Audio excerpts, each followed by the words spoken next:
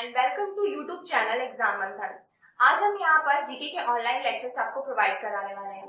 But उससे पहले GK के लिए सबसे अच्छा जो सोर्स होता है वो होता है उसका स्टडी मटेरियल, जो आपको यहाँ पर इजीली तरीके से प्रोवाइड करवाया जाएगा। सेकेंड ऑफ ऑल, जीके इतना इम्पोर्टेंट क्यों है, जीके कहा जाए या फिर जनरल स्टडीज कहा जाए, वो इतना इम्पोर्टेंट क्यों है। आप देखेंगे कि जितने भी एग्जाम्स होते हैं, चाहे वो एसएससी सीजीएल के हो या फिर सीएचएसएल के हो या पीएससी के हो, यूपीएससी के हो या फिर रेलवे या फिर गवर्नमेंट के कोई भी एग्जाम्स हो, उनमें जीके का काफी अच्छा वेटेज होता है।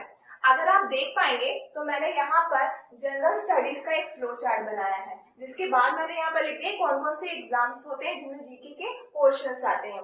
देखिए दोस्तों, लाखों लोग भरते हैं फॉर्म जितने भी गवर्नमेंट जॉब होते हैं उनके लिए, बट जैसे पिछली बार एसएससी सीजीएल में देखा गया है, पिछली बार 2016 का जो कट ऑफ निकला है वो है 100 मार्क्स।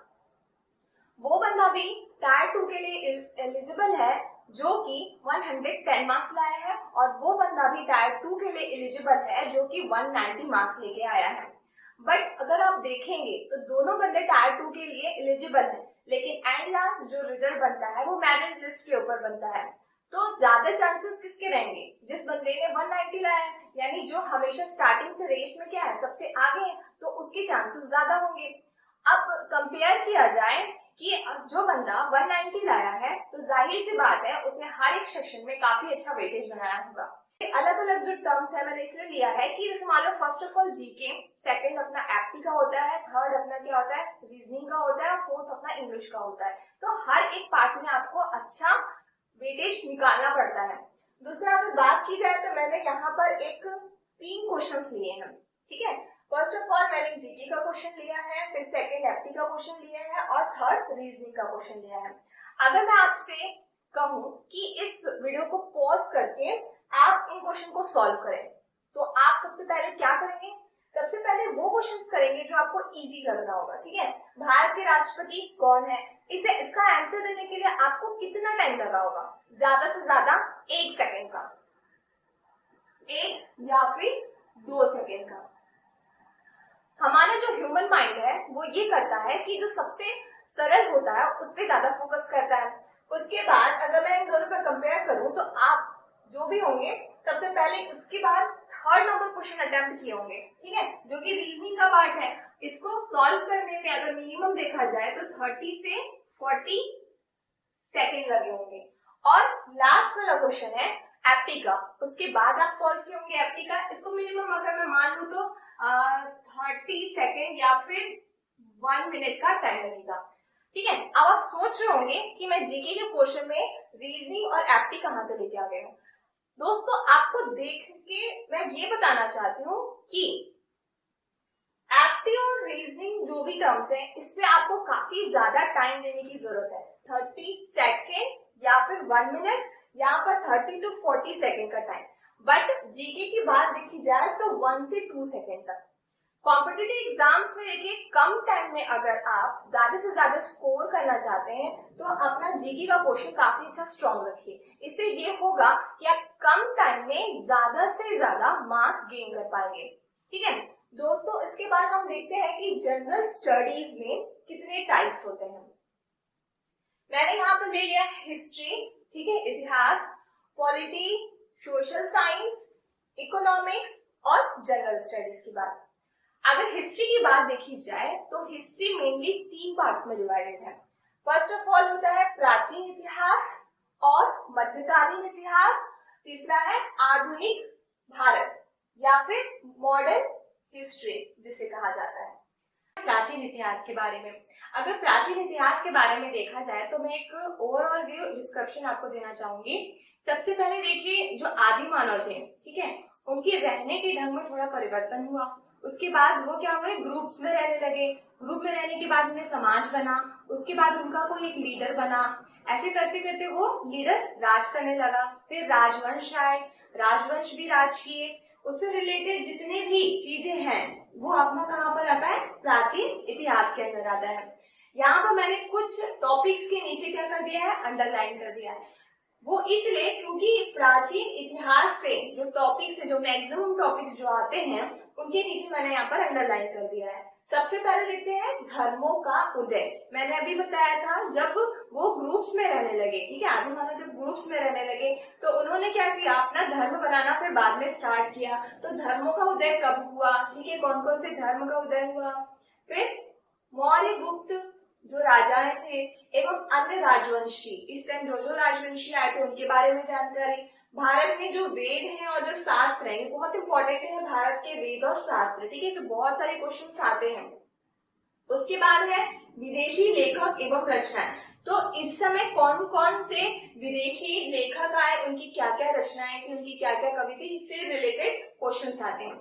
अब ये बात आती है कि हमें पता कैसे चला कि उस समय क्या होता था और क्या नहीं होता था। तो उनके जो मुख्य स्रोत देखे जाए जिससे हमको उनके बारे में पता चलता है वो है प्राचीन लेखकों की पुस्तकें एवं निर्माण।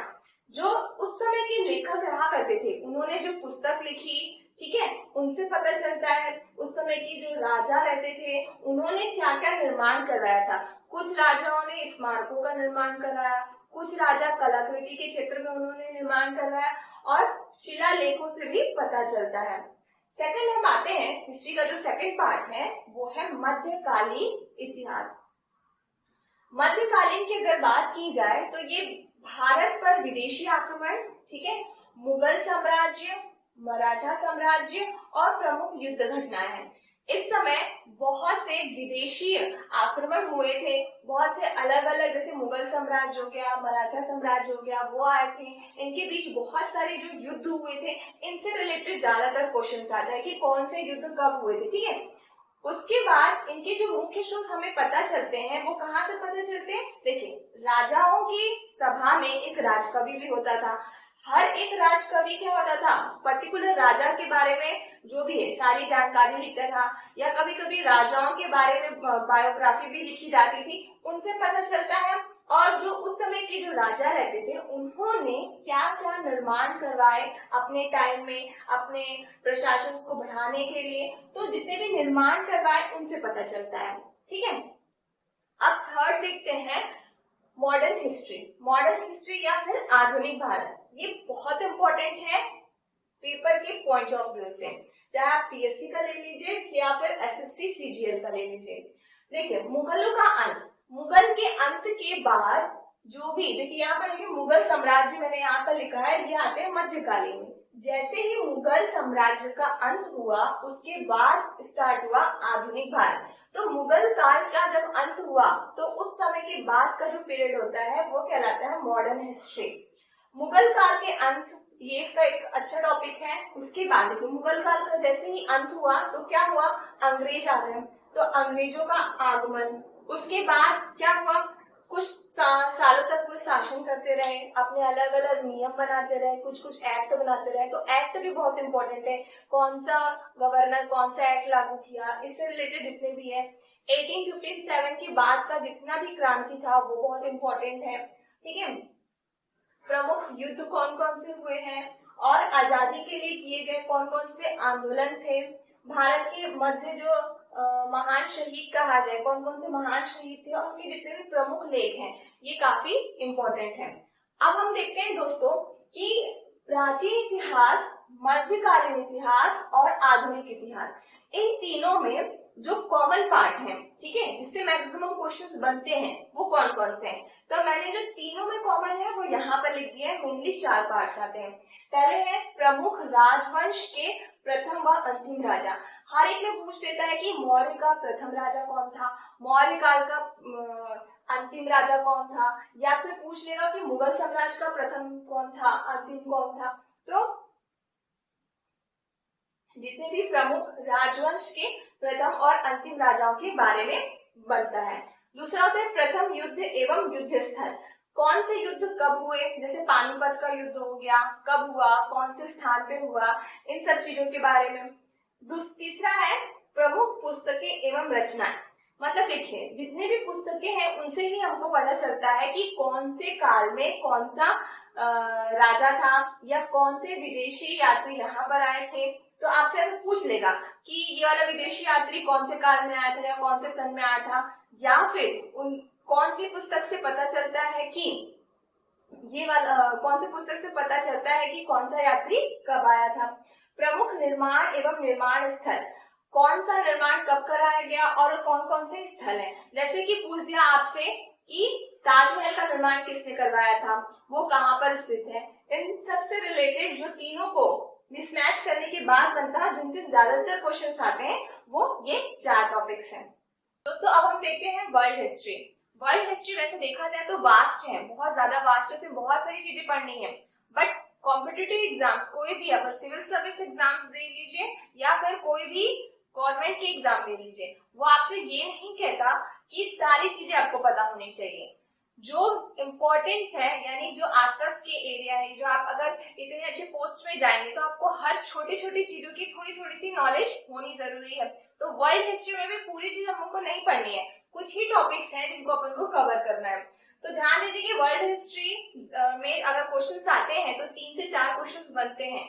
बट उसमें भी क्या क्या चीज जो अपन को कवर करने हैं, वो है अमेरिका व फ्रांस का जो इतिहास था, क्योंकि कई ऐसी चीजें हैं जो हम अलग अलग देशों से अपना संविधान लिए हैं, वो हम आगे पढ़ेंगे, ठीक है। तो उनके बारे में भी कुछ डिटेल्स अपन को पता होनी चाहिए।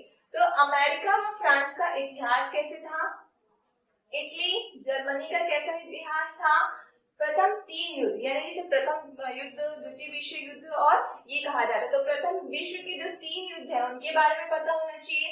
दूसरा टॉपिक देखा जाए तो इटली में फांसीवाद हो गया, जर्मनी में नाजीवाद का उदय। आपको ये याद रखना है कि वर्ल्ड हिस्ट्री में आप इतना भी कर लेते हो तो कॉम्पिटिटिव एग्जाम के लिए इनफ है। अब देखते हैं सोशल साइंस में। दोस्तों सोशल साइंस देखा जाए तो बहुत ज्यादा वास्ट क्वेश्चन है, और जितने भी कॉम्पिटिटिव एग्जाम्स होते हैं उसमें इंडिया बेस्ड जो होते हैं सोशल साइंस बहुत पूछा जाता है।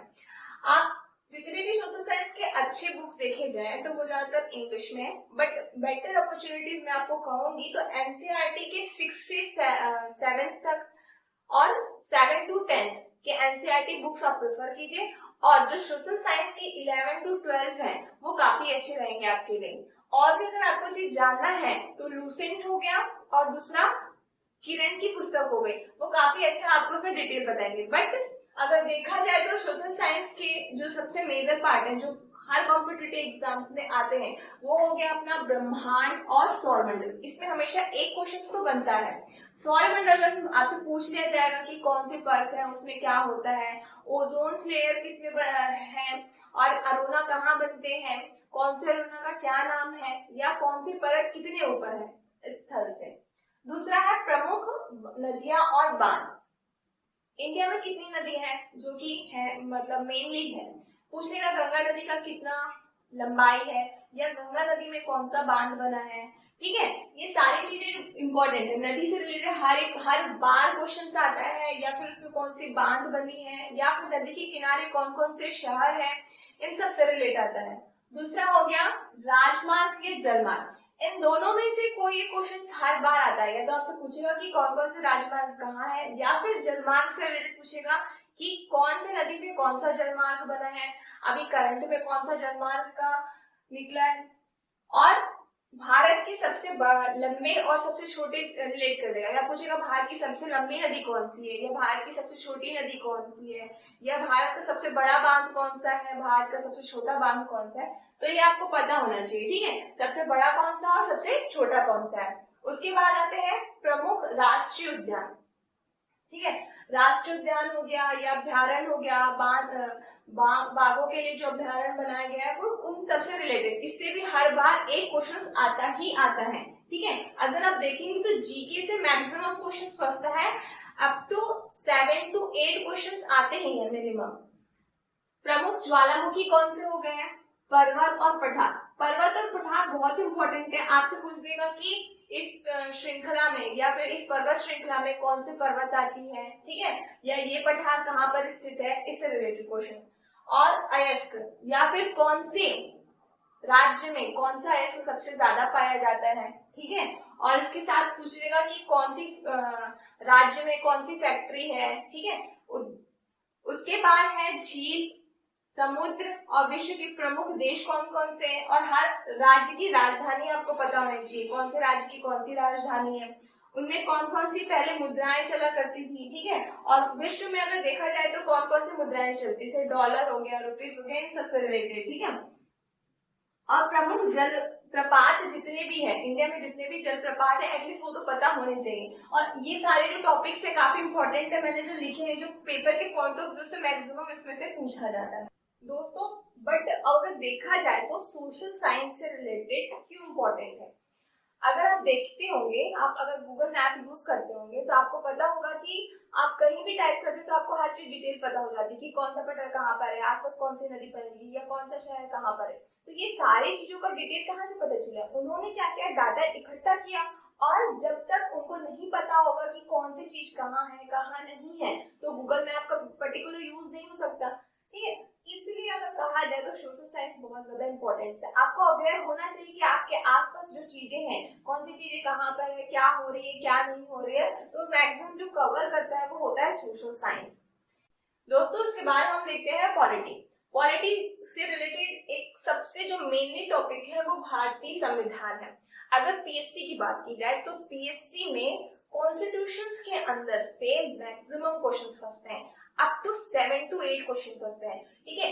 और भी जितने कॉम्पिटिटिव एग्जाम है जैसे एसएससी सीएल, उसमें से 3 से 4 क्वेश्चन तो संविधान के या फिर इनमें पॉलिटी के फंसते ही हैं। अब देखिए जाए तो संविधान की जरूरत क्यों पड़ी।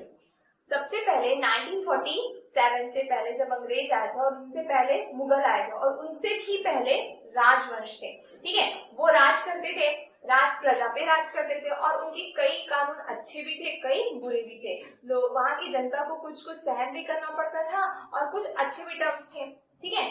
तो संविधान जब बनाया गया तो उसमें ये देखा गया कि कोई से भी व्यक्ति को उसके मूल अधिकार का हनन ना हो, बट ये मतलब नहीं कि कोई भी व्यक्ति कुछ भी करने लगे, उसके ऊपर भी क्या बनाया गया, कानून बनाया गया हर चीज को देख और रेख के लिए, उसके लिए पर्टिकुलर पोस्ट डिसाइड की गई, उन पोस्ट के लिए हर एक एग्जाम्स होते हैं जो हम देते हैं, ठीक है।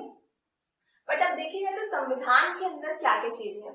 बेसिकली जो संविधान होता है वो 3 पार्ट्स में डिवाइड होता है, अपना अनुसूची, भाग और अनुच्छेद। इससे आप कोई से भी एग्जाम उठा लो, या तो अनुच्छेद या फिर भाग या फिर अनुसूची से रिलेटेड क्वेश्चंस बनता ही बनता है। पिछले बार पीएससी 2016 का जो एक क्वेश्चन था उसमें ये पूछा गया था कि अनुच्छेद 300 का क्या मतलब था, ठीक है।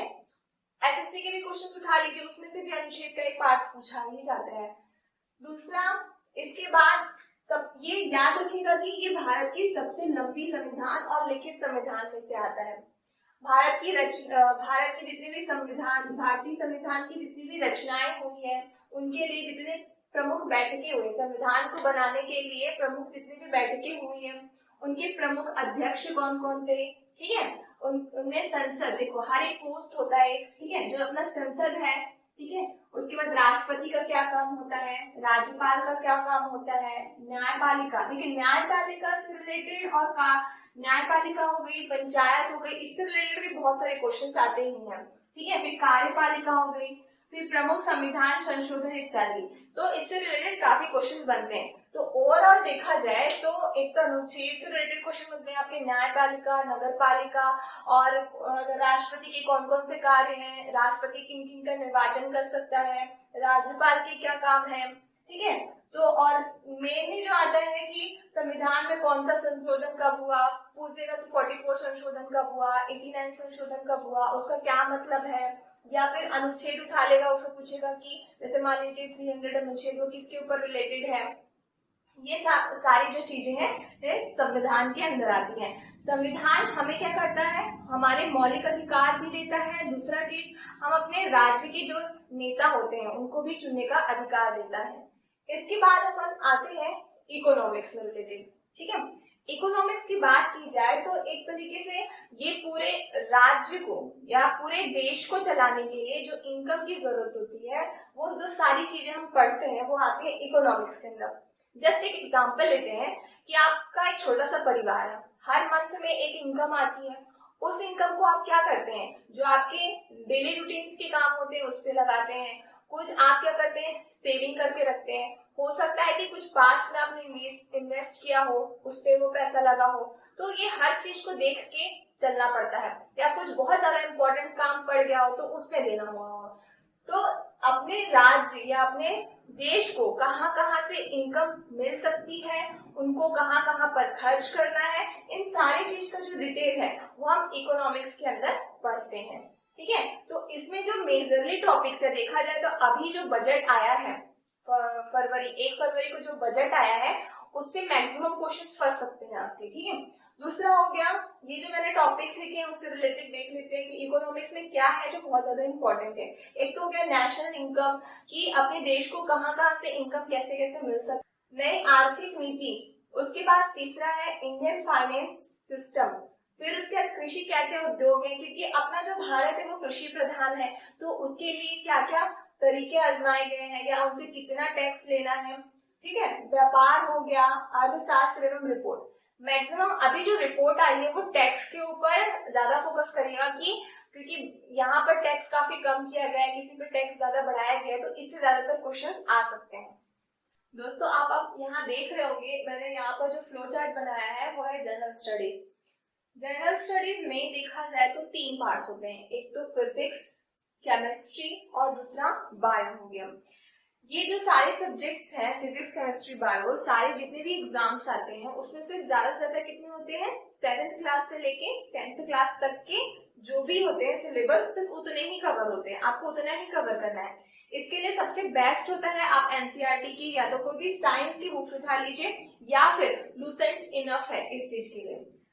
सीजीएल के थ्रू अगर देखा जाए तो बायो में सबसे ज्यादा क्वेश्चंस आते हैं सीजीएल में।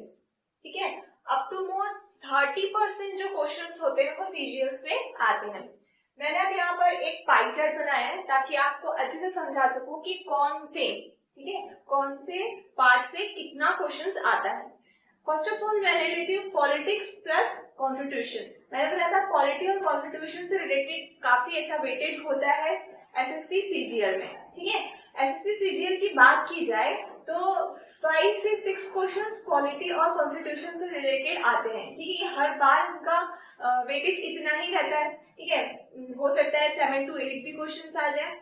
ये पिछले बार के क्वेश्चंस पेपर के अकॉर्डिंग टू ये ग्राफ बनाए गए हैं। ठीक है, तो ये सबसे इंपॉर्टेंट टॉपिक है, याद रखिएगा, पॉलिटी एंड कॉन्स्टिट्यूशन। अब बात करते हैं, जैसे जनरल स्टडीज मैंने आपको बताया यहाँ पर फिजिक्स केमिस्ट्री और बायो है। याद रखिएगा बायो का सबसे ज्यादा वेटेज होता है। अगर जनरल स्टडीज में बात की जाए तो आप देख रहे होंगे कि ग्राफ में सबसे ज्यादा ऊपर है, इसमें मैक्सिमम क्वेश्चन इसमें से आते हैं। देखते हैं बायो से कितने आते हैं। बायो से 3 to 4 क्वेश्चंस आते ही आते हैं। उसके बाद फिजिक्स का देखा जाए तो 3 to 4 क्वेश्चंस, केमिस्ट्री का देखा जाए तो 2 to 3 क्वेश्चन। ओवरऑल बात की जाए तो 8 से 9 क्वेश्चन इसमें से आते हैं। तो इसमें मैंने सबसे ज्यादा बनाया है, इसका 8 क्वेश्चन मतलब मिनिमम 8 क्वेश्चन आना ही आना है। ठीक है, उसके बाद आते हैं सोशल साइंस में। वैसे सोशल साइंस बहुत ज्यादा वास्ट है, बट उसमें से जो मेनली टॉपिक्स हर बार आते हैं 4 to 5 क्वेश्चन इंडियन ज्योग्राफी से रिलेटेड आते हैं। इंडियन ज्योग्राफी दैट मींस उसमें आपको मैंने पहले ही बताया, नदी हो गई, पर्वत हो गया, पठार हो गया, बांध हो गया, ज्वालामुखी हो गए, या फिर कौन से राजमार्ग है, कौन से जलमार्ग है, कौन से बंदरगाह है, इन सब से रिलेटेड जितने भी क्वेश्चन है वो इंडियन ज्योग्राफी के अंदर आ जाते हैं। अप टू 4 to 5 क्वेश्चन इसमें से हर बार आते ही हैं। उसके बाद वर्ल्ड ज्योग्राफी। वर्ल्ड ज्योग्राफी में मैंने तो आपको जो 4 से 5 टॉपिक्स बताए थे उसमें से 2 to 3 क्वेश्चन वर्ल्ड ज्योग्राफी से बनते हैं। मिसलेनियस के question, miscellaneous that means overall अगर देखा जाए तो कौन से युद्ध कब हुए, कहाँ हुए, कौन से राजा कब आए, उनसे 1-2 क्वेश्चन इसमें से कभी कभी आ जाते हैं। अब देखते हैं इकोनॉमिक्स। इकोनॉमिक्स से देखा जाए तो ओवरऑल अगर देखा जाए तो 3 to 4 क्वेश्चन बनते हैं एसएससी सीजीएल में। 2 to 3 क्वेश्चन इंडियन इकोनॉमिक्स के ऊपर आता है, यानी जो उसके बिल है, जो बजट है, उन सब से रिलेटेड, या फिर कौन कौन सी अभी नए रूल्स पास हुए हैं उनसे रिलेटेड। जनरल रूल से रिलेटेड 1 से 2 क्वेश्चंस बनते ही हैं। ओवरऑल देखा जाए तो 3 to 4 क्वेश्चन इसमें बनते हैं। अगर मैं पूरे पाई चार्ट की कंपैरिजन करूं तो 8 to 5, 6 and 4 to 5 question overall यहाँ पर जितने क्वेश्चंस कंज्यूम होते हैं वो to 90 to 20 क्वेश्चंस बनते हैं। ठीक है, तो अगर मैं 90 क्वेश्चन का ही अगर वेटेज निकालूं मार्क्स के अकॉर्डिंग तो 19 into 2 = 38 मार्क्स आप यहीं से कंज्यूम कर सकते हैं। अब देखते हैं हम वर्ल्ड जीके, करंट अफेयर और हिस्ट्री से रिलेटेड। तो अब हम पाई चार्ट में हिस्ट्री और करंट अफेयर से रिलेटेड देखते हैं कि कितने कितने क्वेश्चन एसएससी सीजीएल्स में आते हैं। करंट अफेयर की बात की जाए तो कोई भी एग्जाम्स होता है उसमें करंट अफेयर जो होते हैं आपके अवेयरनेस के लिए देखा जाता है कि आप प्रेजेंट में कितने अवेयरनेस है लेके, ठीक है। तो अब ये देखते हैं कि करंट अफेयर्स में कितने क्वेश्चंस आते हैं। मिनिमम 4 से 5 क्वेश्चन करंट अफेयर से हर बार पूछा जाता है एसएससी सीजीएल्स में। अब उसके बाद आते हैं इंडियन हिस्ट्रीज में। इंडियन हिस्ट्री से अगर देखा जाए, आप देख रहे होंगे पाई चार्ट में मैंने यहाँ बनाया है 2 से 3 क्वेश्चंस हर बार आते हैं। इनका वेटेज कभी हो सकता है ज्यादा हो, कभी कम भी हो सकता है। एक और बात बता दूं, कोई से भी एग्जाम्स के लिए पर्टिकुलर ये नहीं है कि इस टॉपिक से इतना ही क्वेश्चंस आएगा, ये अप एंड डाउन होते रहते हैं। पिछले बार अगर देखा जाए तो यूपीएससी के जस्ट अभी जो एग्जाम्स हुए थे उसमें करंट अफेयर काफी ज्यादा पूछ लेता as compare to other subject से, ठीक है।